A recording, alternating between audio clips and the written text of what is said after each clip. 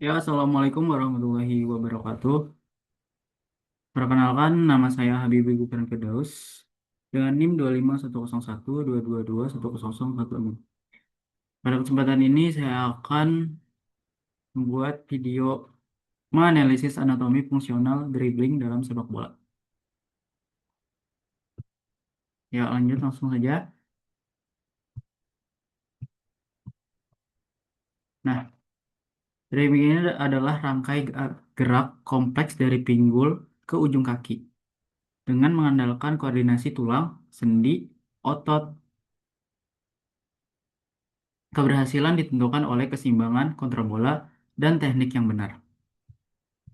Selanjutnya, struktur yang terlibat ini ada tiga, yaitu ada rangka tulang utama, sendi aktif, otot primer, dan sekunder. Nah, dari rangka tulang utama ini ada femur, tibia, fibula, patella. Femur itu yaitu tulang paha, tibia itu tulang kering bagian depan, fibula itu bagian belakang, dan patella itu tulang lutut.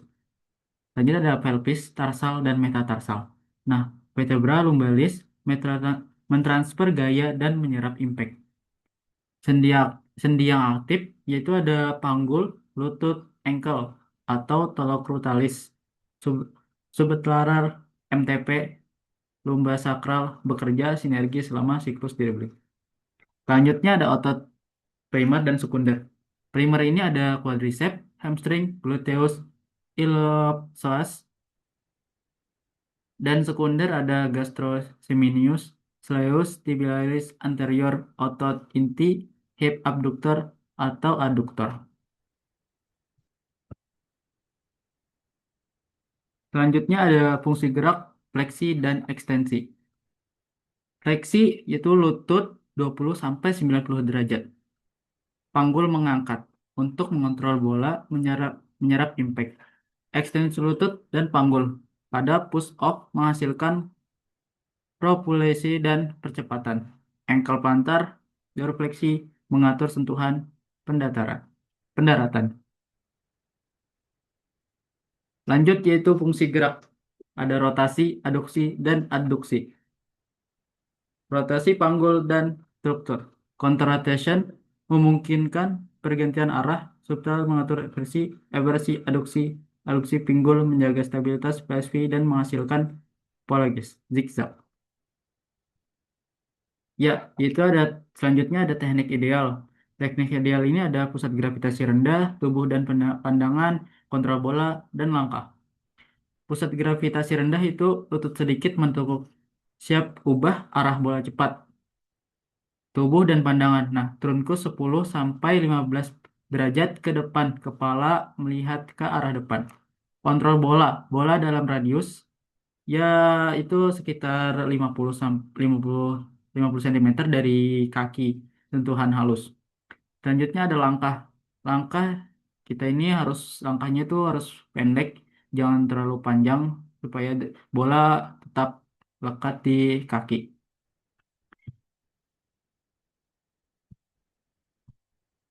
Selanjutnya ada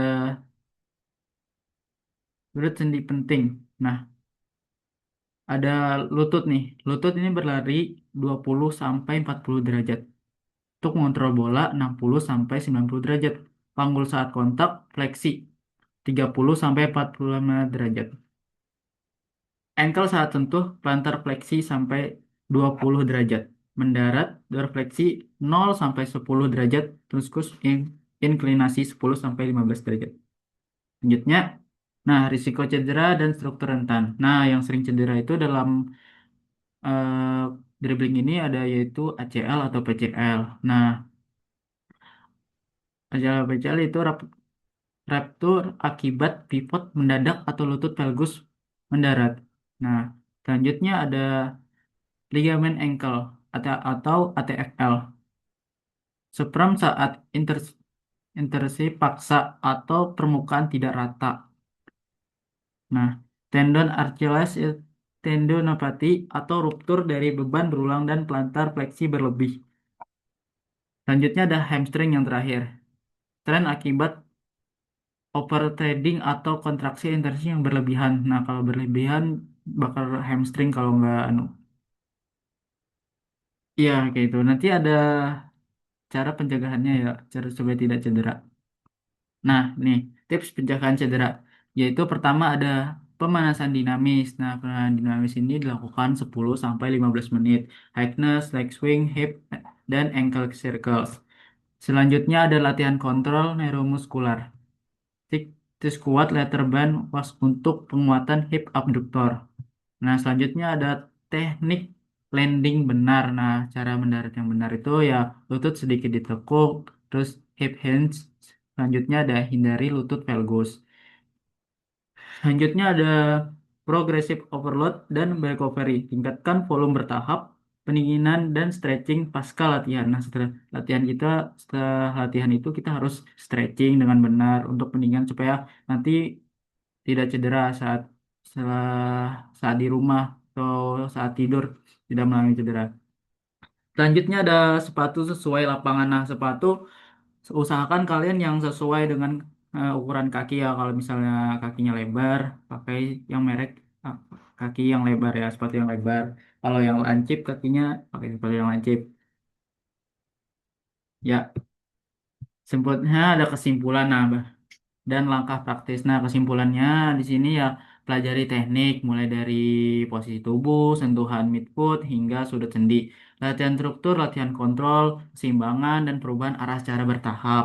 Selanjutnya yang paling penting nih, periksa dan rawat. Gunakan sepatu yang tepat, pemanasan dan scanning biomekanik berkala.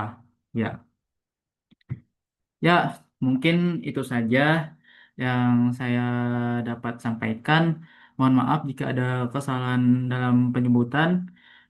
Saya akhiri. Assalamualaikum warahmatullahi wabarakatuh.